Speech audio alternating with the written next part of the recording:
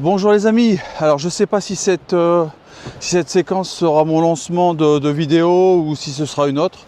En tout cas, on est à Vissant, sur la côte d'Opale. Je vous encourage très vivement à venir nous voir. Les plages sont magnifiques, elles sont énormes. Au niveau du tourisme, nous sommes la deuxième région en ce qui concerne le tourisme historique. Donc on a vraiment de belles choses à vous montrer. D'ailleurs, je vais vous montrer un petit peu le paysage. Vous allez voir, aujourd'hui je suis millionnaire ou milliardaire.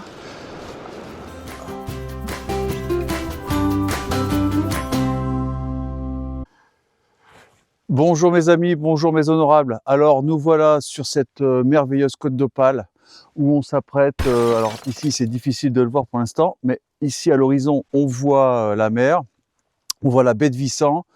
La baie de Vissant se trouve entre les deux caps, le cap Blanc-Nez et Gris-Nez, et on s'apprête à aller pêcher quelques heures tout à l'heure. On est au jardin, je vous fais une rapide visite. Aujourd'hui, pas de vent, c'est vraiment rare et on va en profiter, c'est trop bien.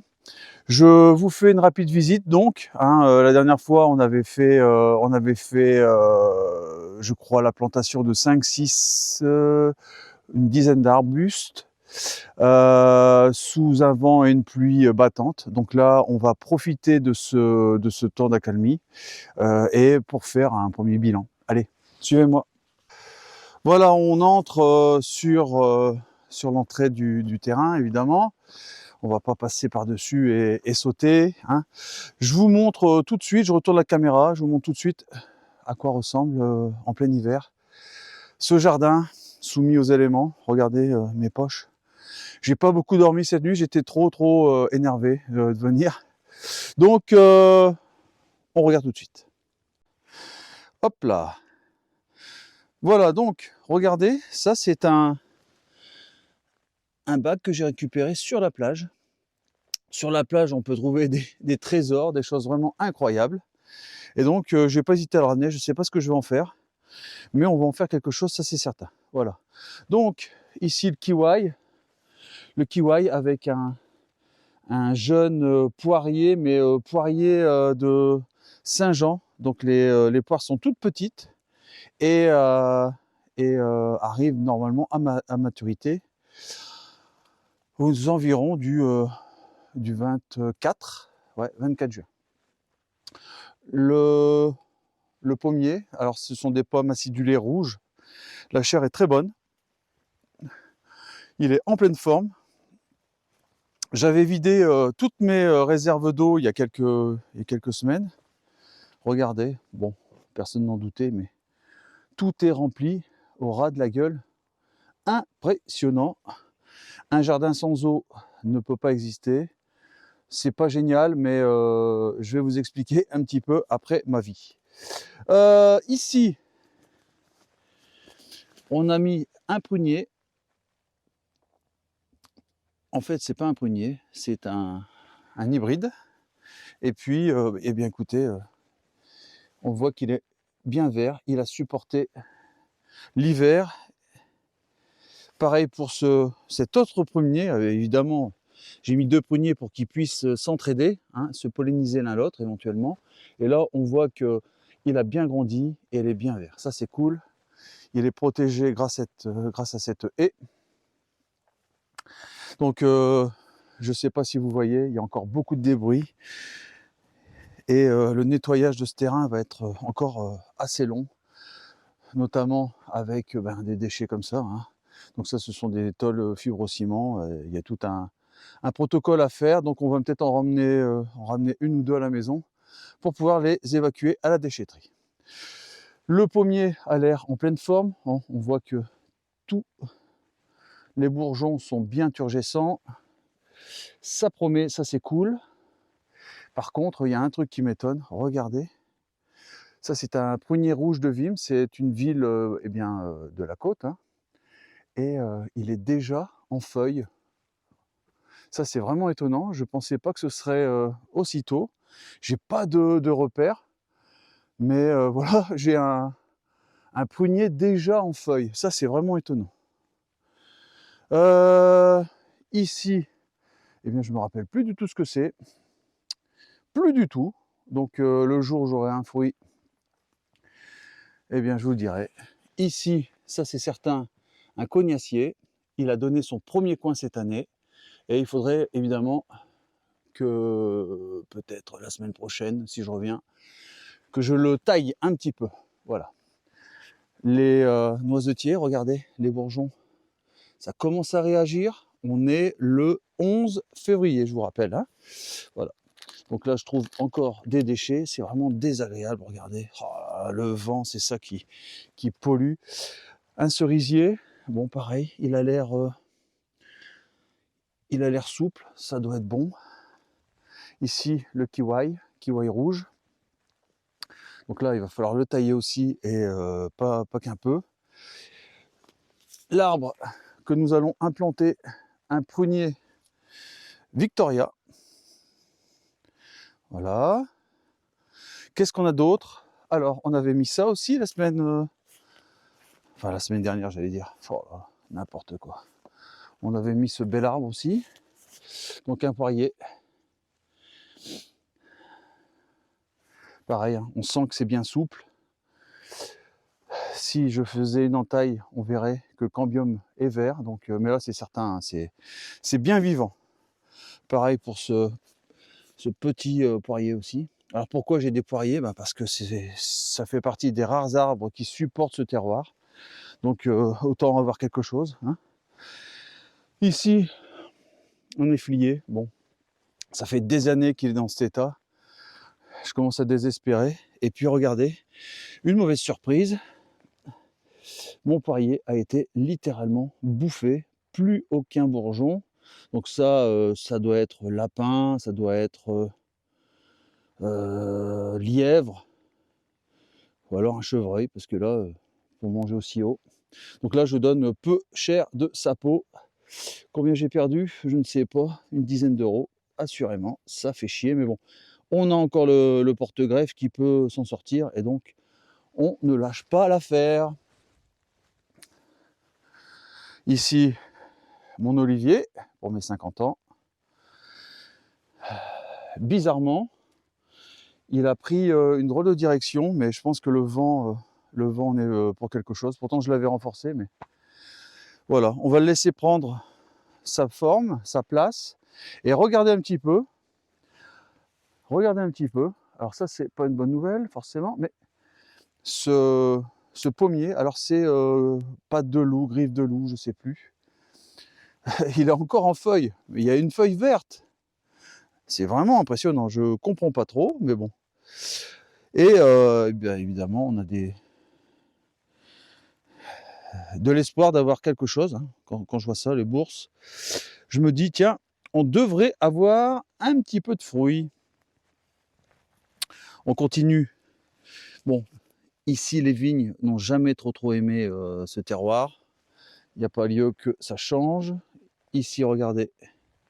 Encore une fois, les noisetiers réagissent bien. Alors cet arbre-là, c'est un prunier. Et, ma foi, prunier Sainte-Catherine. On va essayer de faire un peu le nettoyage, parce qu'il y a des ronces tout autour.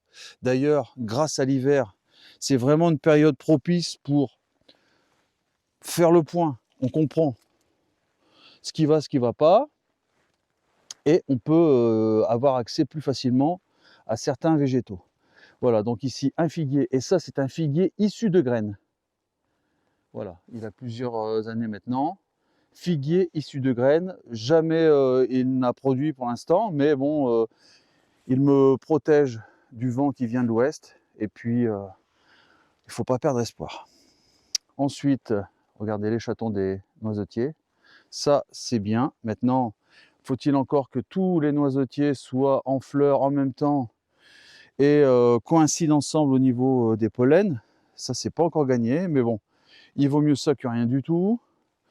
Un autre noisetier. Et puis, on commence notre haie. Donc ici, j'ai planté enfin quelques troènes pour bloquer le vent. Troène. Ici, ça doit être un cerisier, quelque chose comme ça, mais bon, pareil. Ici, c'est le coin. Quand tu te retrouves ici, tu es en soins palliatifs. Hein. Voilà. Oh, regardez, j'avais pas fait gaffe.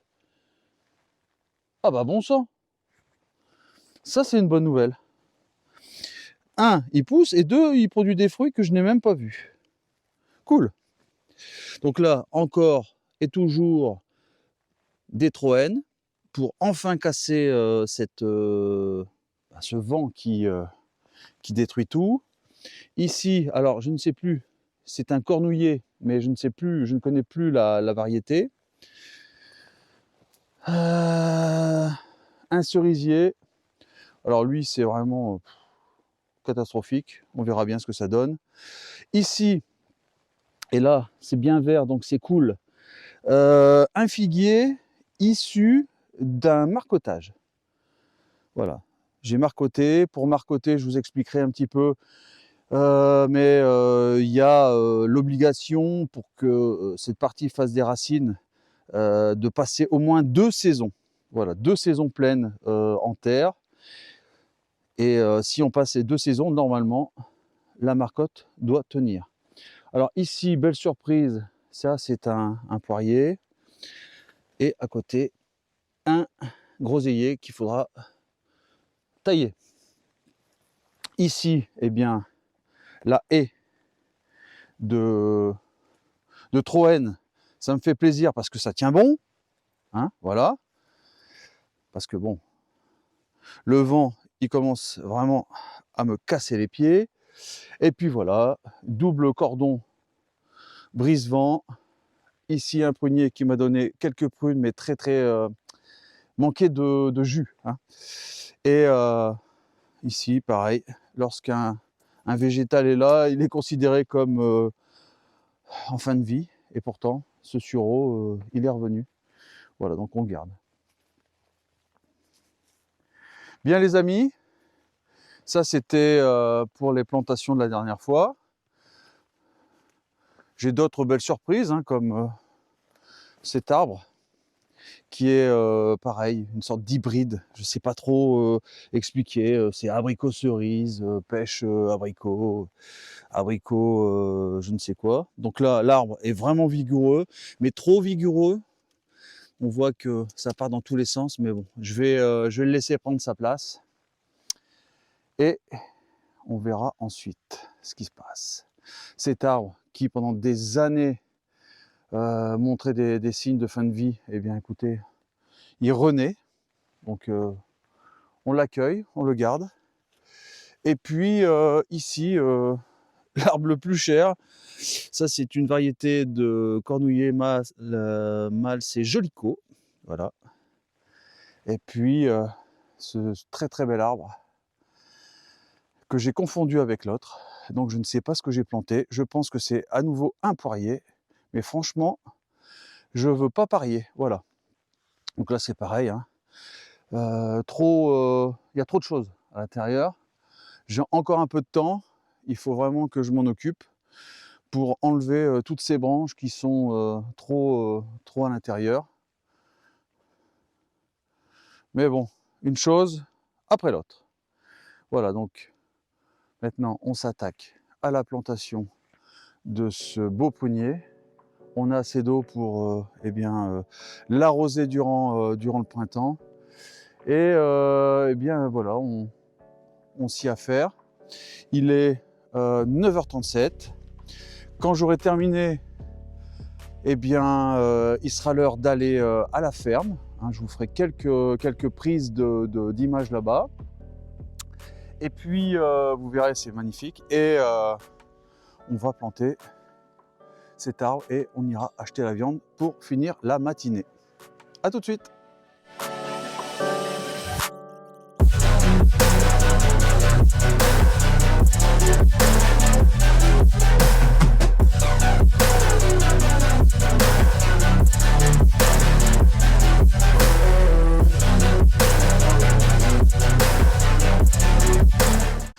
Bien les amis, comme vous pouvez le voir, et pas voir en même temps, les animaux une grande partie de l'année sont face à la mer. Ils mangent une bonne herbe, ils respirent un air incroyable, ils sont dorlotés, chouchoutés, évidemment jusqu'au jour de l'abattage. Hein.